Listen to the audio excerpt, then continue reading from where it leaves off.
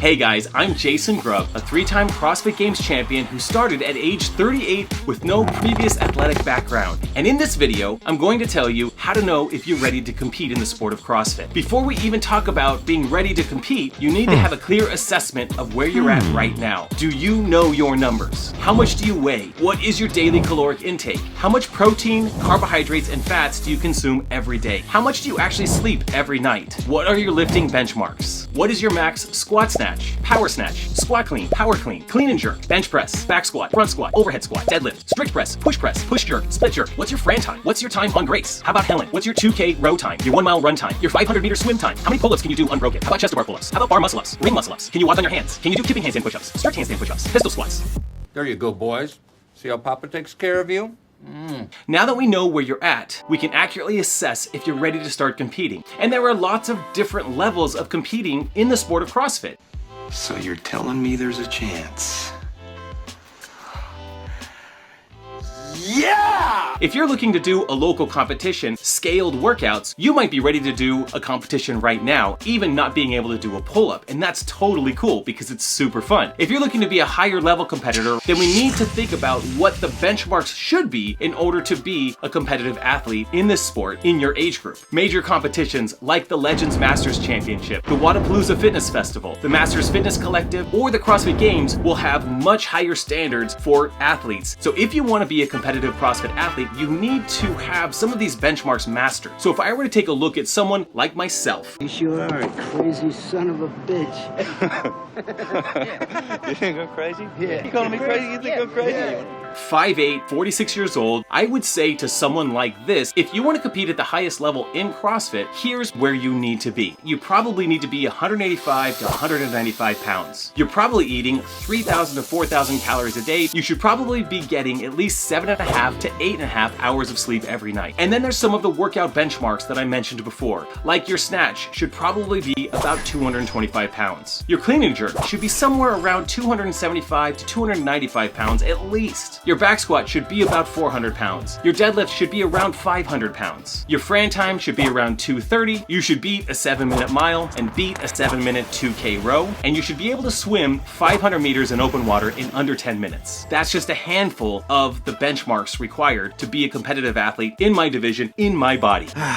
Maybe I should just quit and go back to making noodles. So let's say you're not a male 45-year-old in my age group. You can do some research into your own age group by looking at the CrossFit Games website and looking up specific athletes in your age group to see what some of their benchmarks are. That's listed in their profile. If you're following a program like Mayhem Masters, you might be able to find some of those athletes in there posting their scores regularly so you can see what the standard is for the athletes in your age group. And you can build a rough picture of what the benchmarks are for you. But now that you know where you need to be, let's talk about what it takes to be a competitive CrossFit athlete. Do you have the time for all of this? To train for 1 or 2 sessions a day? I typically train 2 hours in the early afternoon and an hour to 2 in the early evening. And once I qualify for the games after semifinals, I train 5 to 6 hours a day for about 6 weeks between semifinals and the games. Do you have the time to eat appropriately? It's not just knowing how much and what you should eat every day, but it's having the time to prepare that every day. Do you have enough time to sleep 7 to 9 hours a day? Can you afford that amount of time in bed? Do you have enough time to spend on mobility and recovery, whether it's just a little bit of stretching in the morning or Normatec compression pants in the evening, or taking a walk while you're on a phone call, or doing some deep tissue massage while you're on that same call? Do you have the support necessary for this level of commitment? Can you create this kind of space in your work or in your occupation? Can you manage to break away for a couple of hours in the afternoon or a couple of hours in the evening? Or if you qualify for the CrossFit Games, to be able to spend this amount of time training for the games? Do you have support from your family? Because this is an imbalanced life. You have to give up some things in order to achieve this level of competitive fitness. In the summer, you can't go camping every weekend because you're busy training for the games. You can't take huge amounts of time off for vacations because you really need to keep training and eating well through the entire year.